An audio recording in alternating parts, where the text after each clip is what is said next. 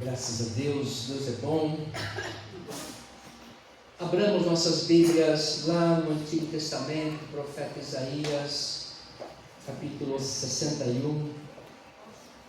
Estarei lendo o capítulo todo, apenas 11 versos. A igreja pode permanecer sentada, mas reverentemente atenta àquilo que a palavra de Deus tem a nos falar. Isaías 61.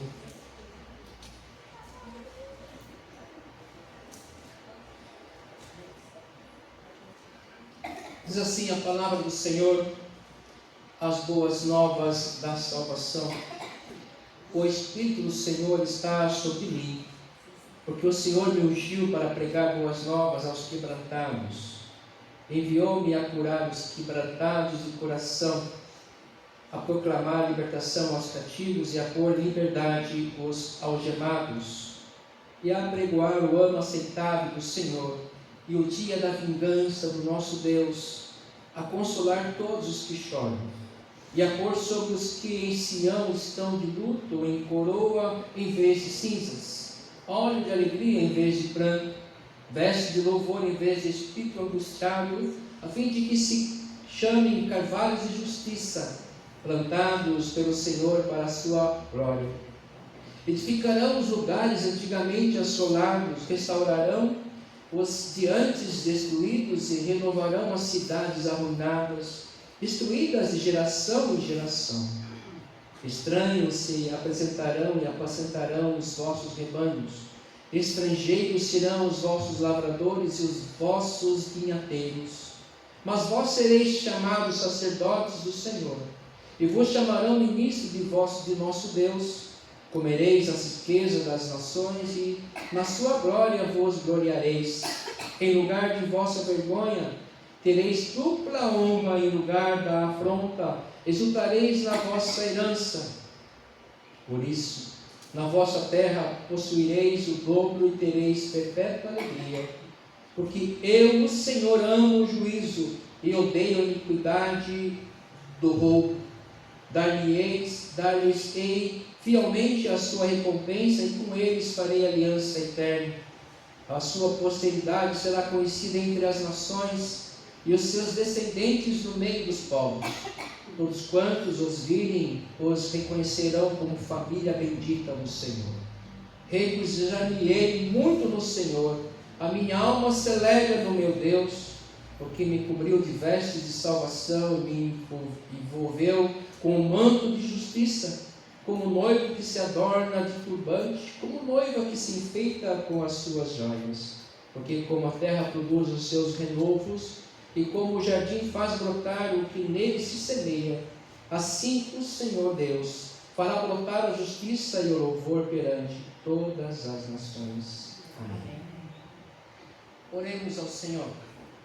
Pai eterno, Pai bendito, nós nos reunimos nesse santuário, erigido para a honra e glória do Teu nome, Senhor, para que sermos abençoados pela Tua presença.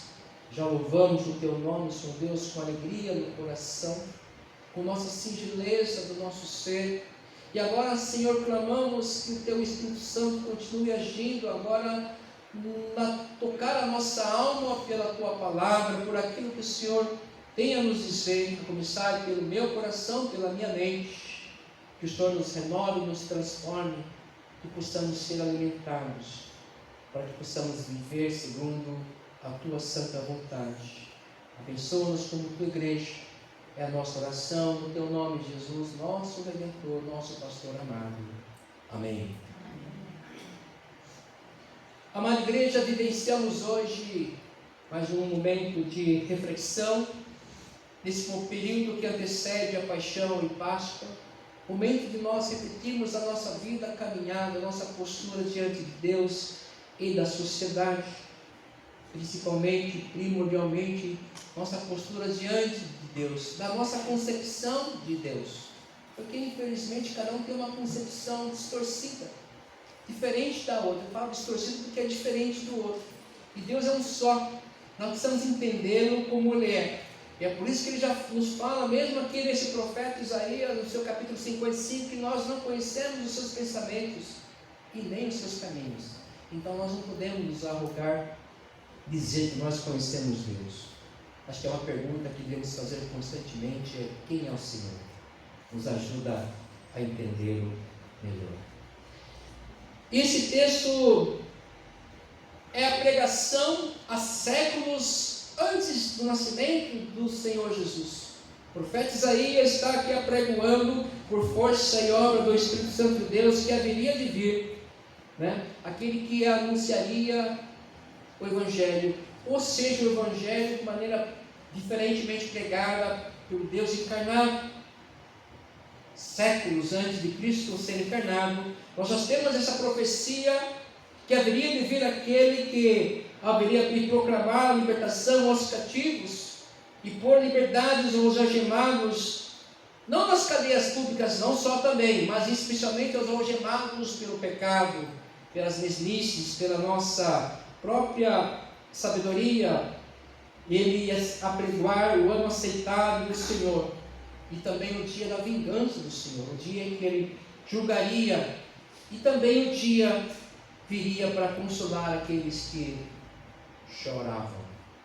E nós lembramos já a pregação de Jesus, o início da pregação de Jesus, o Sermão do Monte, o sermão mais conhecido, que ele começa falando da felicidade, onde habita a felicidade, senão quando você chora com os que choram. As boas novas, porque as velhas novas, as velhas pregações, as velhas mensagens muito conhecidas é que cada um cuida da sua vida, ninguém se importa com ninguém, cada um pensa o que quer pensar, e aí Deus tem que me aceitar assim, os homens nem se falam. Essas são as velhas, uma sociedade cheia de si mesma. Eis que vem as boas novas de salvação, que nos contraria, nos faz pensar diferente, e aqueles que recebem Jesus vai caminhar quase que na contramão, se na contramão continuamente. Mas eu queria falar um pouquinho sobre olhar para cima. É disso que se trata o texto, olhar para cima. Não apenas olhar para o nosso horizonte e percebemos aqui apenas as nossas lutas, dificuldades, nesse calor terrível, mas sim olhar para cima. Um artigo de uma revista científica diz que manusear nosso celular ou nosso smartphone com a cabeça baixa, inclinada, é como se nós tivéssemos um peso de 27 quilos forçando a nossa coluna. Isso, acho que pensando no peso da cabeça de cada um de nós, mas segundo essa revista científica, que é como se fosse para cada um peso de 27 quilos. E nós ficamos de 2, 3, 4 horas, alguns até 4 horas inclinados, escrevendo e fazendo alguma coisa e vendo o nosso celular. E que isso ia se somar ao longo de muito tempo em prejuízos enormes para a coluna vertebral. E nós já sabemos que antes do celular já havia uma estatística que 10% da população tem ou terá problemas de coluna, dores, etc, etc. E em alguns casos só com cirurgia. Não sei se você já viu uma coluna operada e quando eles colocam uns grampos assim entre as vértebras, uma coisa assim que nos assusta. Tem muita gente operada assim, com muitos grampos na coluna, e se quiser andar, caminhar um pouquinho. Ou seja, isso nos assusta um pouco, mas é estimativa, é uma estatística da OMS, Organização Mundial da Saúde, que nos faz pensar um pouquinho nessa questão, não só das influências do celular, dos atrapalhos e das grandes maravilhas que também nós temos através da telefonia celular, mas também pelo prejuízo que nós podemos ter na nossa saúde. Isso fala só da coluna vertebral, imagina para os nossos olhos, os nossos neurônios ligados a essa tela que brilha, brilha muito e acaba afetando. A gente tem outra estatística de celular para muitas crianças na primeira fase de suas vidas, que é um entretenimento às vezes muito bom para os pais, colocam lá os desenhinhos e abandonam a criança no seu celular. Isso vai trazer, já tem patologias a respeito de prejuízos enormes para essas nossas crianças. Então precisamos estar atentos, não só para o nosso conforto, mas sim pela saúde integral da nossa família, a nossa saúde. olhando para baixo, encurvado diante do aparelhinho, sem falar nas pregações que tem falado que o celular é um inimigo das nossas almas, da nossa vida, é um exagero. Exageros à parte, nós precisamos entender que aquilo que é exagerado sempre pode fazer mal à nossa saúde. Ou seja, nós estamos olhando muito para baixo, estamos encurvados diante do aparelhinho eletrônico que tem permeado a nossa existência, toma conta do nosso tempo, e nós às vezes dependemos dele. Eu dependo do celular para o trabalho, do meu dia a dia, dos meus contatos, não com as redes sociais, mas com os meus amigos, e especialmente com minhas atividades do meu trabalho, tanto na vida profissional como também na igreja. É algo sim fantástico, importante, mas precisamos ter segurança nisso. Além dos celulares, o que tem nos encurvado hoje, o que tem feito cada um de nós abaixarmos nossas cabeças, nos preocupando demasiadamente, o que tem tomado a nossa atenção, o que tem nos feito encurvar diante da vida, e a vida não é fácil, nós precisamos erguer a cabeça e olhar com precisão para as coisas, para os problemas, para aquilo que nós temos diante de nós. O que tem nos encurvado, o que tem nos feito parar na nossa vida, parar a nossa devoção, parar a nossa existência como um todo, como aqueles que são chamados pelo Senhor. Qual o problema, qual tem sido a nossa preocupação? Com muita frequência nós somos desanimados pelos problemas que enfrentamos. Nos preocupamos com as necessidades todas e daqueles que amamos. O apóstolo Paulo nos fala lá em 2 Coríntios, no seu 4º capítulo, versos 8 e 9. Em tudo somos atribulados, porém não angustiados. Ficamos perplexos, porém não desanimados. Somos perseguidos, porém não abandonados. Somos derrubados, porém não destruídos. O apóstolo Paulo aqui nos faz essa dialética, esse discurso em que nós podemos sofrer as consequências de muitas maneiras, perseguidos, derrubados, desanimados, angustiados, mas não destruídos. Para que nós pudéssemos suportar, lutar, vencer nossas lutas, o Senhor vem nos propor uma nova mensagem, pois a mensagem normativa está ruim mesmo, não vai ser fácil, até usamos às vezes a Bíblia, olha, no mundo tereis aflições, oh meu Deus, verdade, então não tem muito o que fazer. Mas o Senhor, com as boas novas, traz uma palavra que nos traz alento, uma boa notícia. Más notícias, nós estamos cansados.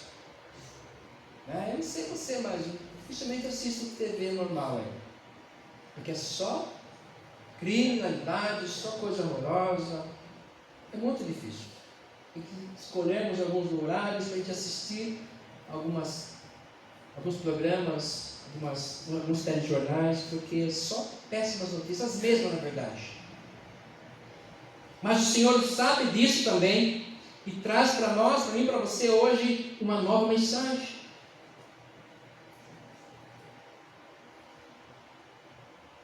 Hoje nós pensamos assim, nossa, sempre está ruim, e pode piorar. Nunca está tão ruim que não pode ficar pior, né? E nós acabamos até aceitando isso. As guerras continuam aumentando. Essa semana teve mais matança sobre os palestinos que estavam buscando alimento, mais matança. E as desculpas esfarrapadas. Na Rússia, uma eleição que é de um candidato só, uma opressão. Então a guerra na Ucrânia continua. A eleição dos Estados Unidos, a superpotência mundial, parece que vamos continuar a voltar ao vômito, etc, etc, etc. Sem falar na permanente guerra entre a faixa de Gaza. Tudo isso faz com que nós possamos manter a nossa cabeça baixa e não termos mais esperança, expectativa de mudança. Porque nós olhamos com os olhos humanos, nós temos a perspectiva do olhar de Deus, de olharmos para um texto desse, as boas novas da salvação, eis que está sobre mim o Espírito Santo de Deus, que veio para ungir a todos nós. Aqui é o próprio Deus, o Espírito Santo falando que Jesus faria isso e fez isso. Ele já fez isso. Então nós não precisamos mais ficar com a nossa cabeça abaixada, muito menos com um aparelho celular. Isso foi só uma conotação, uma analogia, para nós entendermos que nós estamos baixando a cabeça para muitas coisas, e nós devemos erguer a nossa cabeça e sabermos que nós somos o povo de Deus, que nós ouvimos as boas novas de salvação, e que podemos sim enfrentar aqui, segundo Paulo, segundo Coríntios, que nós podemos ser atribulados de verdade, perplexos de verdade, podemos ser perseguidos de verdade, derrubados de verdade, mas não destruídos. Podemos ser como crianças que não enfrentaremos uma dificuldade. Sim, nós enfrentaremos dia a dia, mas isso não pode abaixar nossas cabeças. Ora, é isso, exatamente isso que o diabo quer. Que nós nos paralisemos, abaixemos nossas cabeças e deixemos de cumprir as nossas vidas e os nossos ministérios. O Senhor tem chamado a cada um de nós para vivermos segundo a sua vontade, de cabeça erguida, olhando para cima, não com arrogância, mas olhando para o alto, de onde vem a nossa luz, a nossa palavra, o nosso alimento, a nossa direção. As boas novas vêm para colocar um ponto final e nos colocar diante de um novo posicionamento. Nos posicionarmos diferentemente diante da sociedade e das nossas próprias coisas, às vezes. Como é que nós temos colocado diante das nossas coisas, das nossas responsabilidades, das nossas ações e atividades? Como é que nós temos colocado diante dos dilemas do nosso tempo? Como é que nós temos colocado diante das dificuldades dos meus irmãos, da minha família? Como é que eu tenho me colocado como homem e mulher de Deus diante da minha família? Como é que eu tenho vivido para a minha vida lá fora, vida profissional, no meu dia a dia, na minha vida como um todo?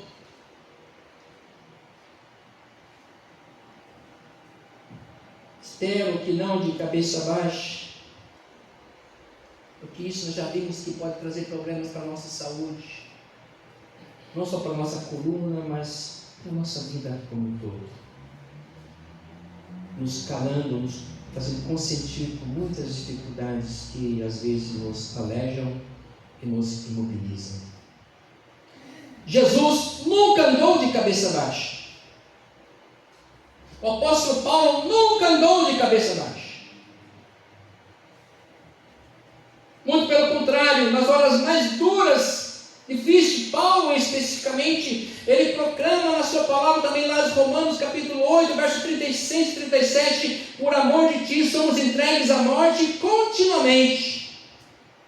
Fomos considerados como ovelhas para o matadouro. Em todas estas coisas, porém, somos mais que vencedores por meio daquele que nos amou. As circunstâncias, o mundo quer nos arrefecer o ânimo, quer nos derrotar, nos derrubar. Mas o Senhor vem e nos anima. Vem e nos anima. Ele fala assim: olha, os problemas, a gente vai para resolver os problemas. Eu sei passar fome, angústia, medo, prisão, eu sei passar tudo, mas sou mais que vencedor. Precisamos então caminhar cabeça erguida, não como aquele que não pode sofrer nada. Qualquer ventinho já fica resfriado e falando mal de todo mundo. Não, caminhar a passos firmes e largos, sabendo que, apesar de tudo, somos mais que vencedores. Portanto, sigamos em frente, irmãos, olhando para aqueles que nos resgatou, olhando para aquele que nos resgatou e nos ofereceu e nos deu vida, e não qualquer vida, vida eterna, vida que nos dá condições de andarmos com segurança, enfrentando as nossas lutas, as nossas dificuldades. Às vezes somos imbatíveis, às vezes enfrentamos muitas lutas, é verdade, mas o Senhor caminha com o seu povo, o Senhor caminha com a sua igreja, o Senhor caminha.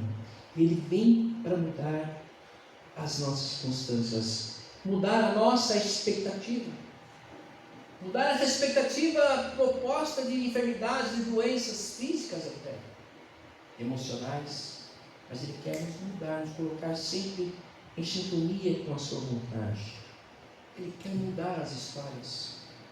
Uma coisa é nós acatarmos essas estatísticas que nós temos hoje no nosso tempo e recebemos como verdade por ser científica.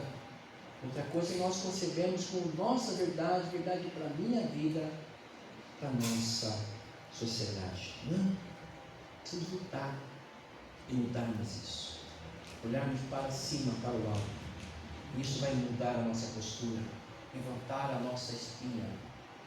Não precisa ser modelo, nem modelo de revistas, mas andar com dignidade, sabendo que o Senhor já lançou uma mensagem para nós recebermos de boas novas, para levantar o quebrantado de coração, proclamar a libertação àqueles que estão presos em muitas prisões e apregoar o ano aceitável do Senhor, a vingança do nosso Deus e o consolo a todos que por hora derramam suas lágrimas.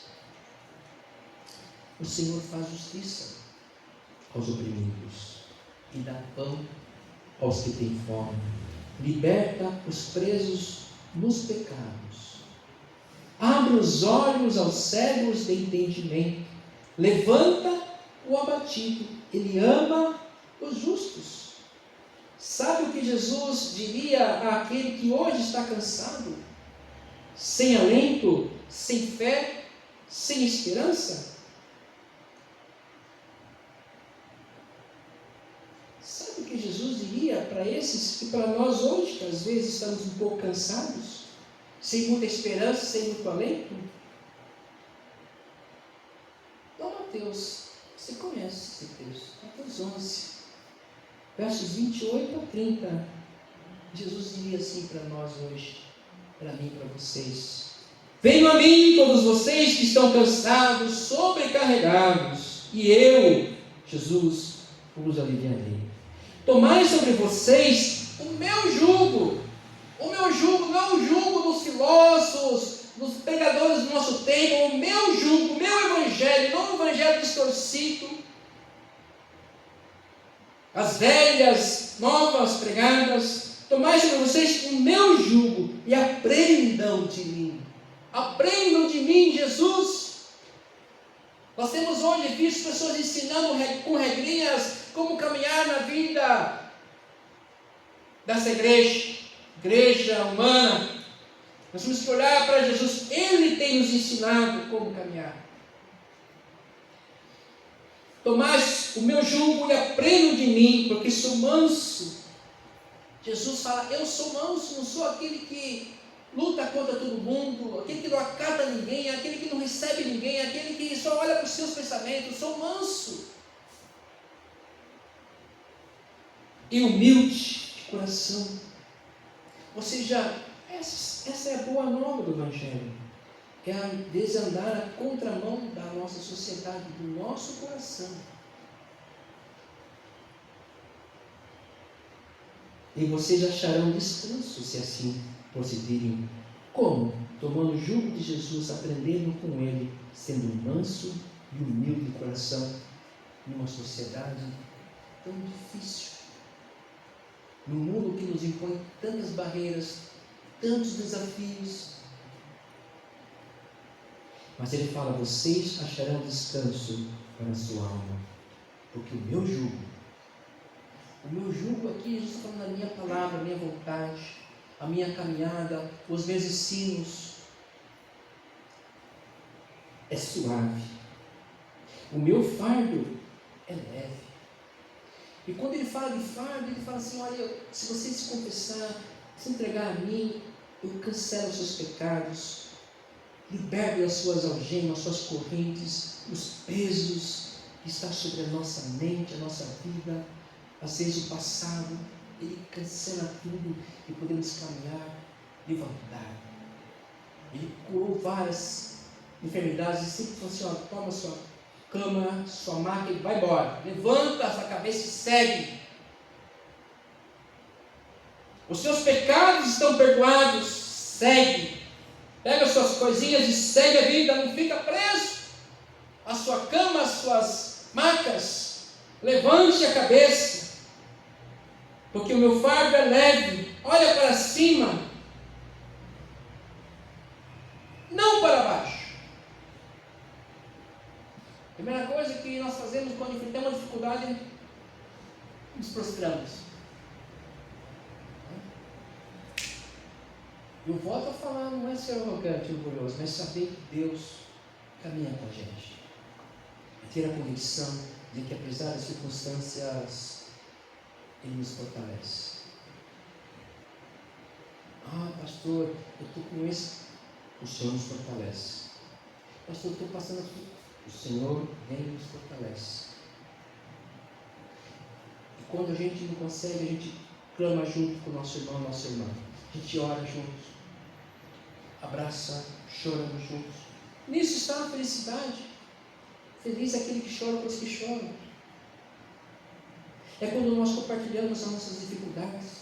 Não nos arrogamos e temos todas as respostas e sabemos tudo. Não. Nós queremos ajudar. E tratamos o outro com carinho, com respeito. E especialmente aqueles que são pecadores. Não querendo impor a sua regra ética, moral, mas com carinho, com respeito. E no tempo de Deus a gente vai sendo um instrumento nesse ensino que Jesus fala. Jesus nos ensinando e nós nos ensinando. Somos discípulos. Porque o fardo de Jesus é leve. É um fardo que é a nossa mochilinha da salvação. Ali tem o que? A palavra de Deus, uma porção do maná que nos faz encaminhar na nossa vida, nos nossos desertos, às vezes, até a terra prometida. Então eu creio que esse fardo que ele fala que é leve é a nossa mochilinha. Não é a bolsa das mulheres que tem tudo na bolsa lá, freezer, não tem. O que se imagina a bolsa de uma mulher que tem mais coisas que ela nem sabe, nem lembra mais. Deve ter uns lanchinhos lá por uma semana inteira. Doniela, acho que a Doniela não usa mais bolsa assim, mas a grande maioria das mulheres usa umas bolsas assim que tem até a barraca da Limione lá. É leve, a mochilinha da salvação, é leve, tem aqui a palavra de Deus, uma porção do maná suficiente para a gente caminhar com energia. Maná é carboidrato, energia pronta, para nós andarmos seguramente, mesmo com esse sol horroroso, forte demais, mas aí vem a nuvem e nos faz sombra, à noite a coluna de fogo, a nos caminhar pelas trevas, a presença de Deus, o nosso caminhar com Jesus é maravilhoso, porque Ele nos faz caminhar em segurança, e ninguém vai parecer de fome, as sandálias dos pés vão se renovar a cada dia, apesar dos nossos suores e das intempéries dos nossos terrenos, não vai faltar roupa para vocês, porque você vai ter uma Dorcas que vai confeccionar os vestidos e vai nos doar.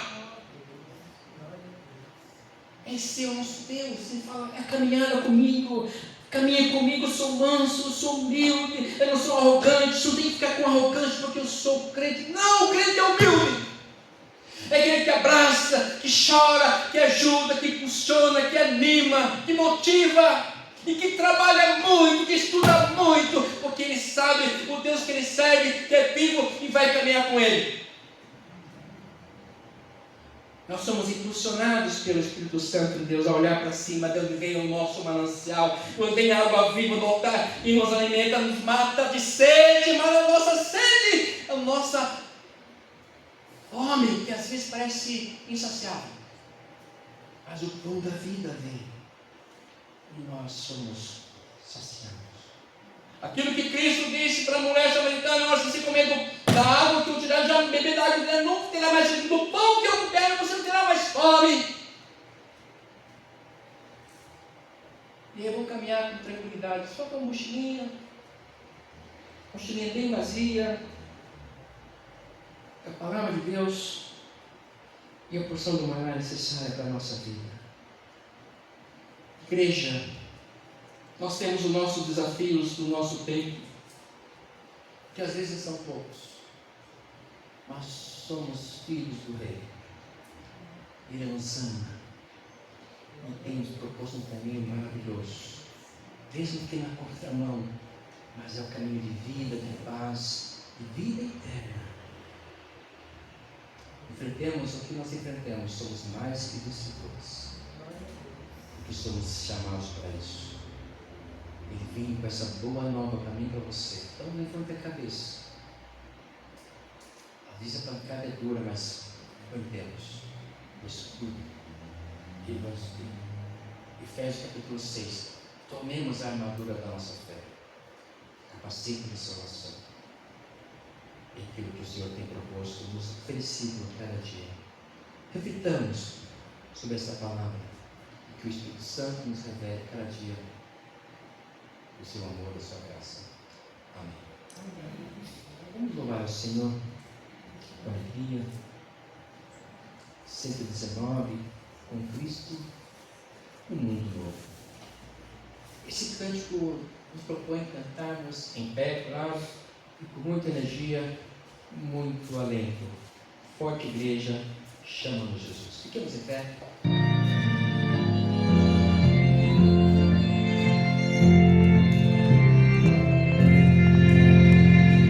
Forte igreja, chama-nos.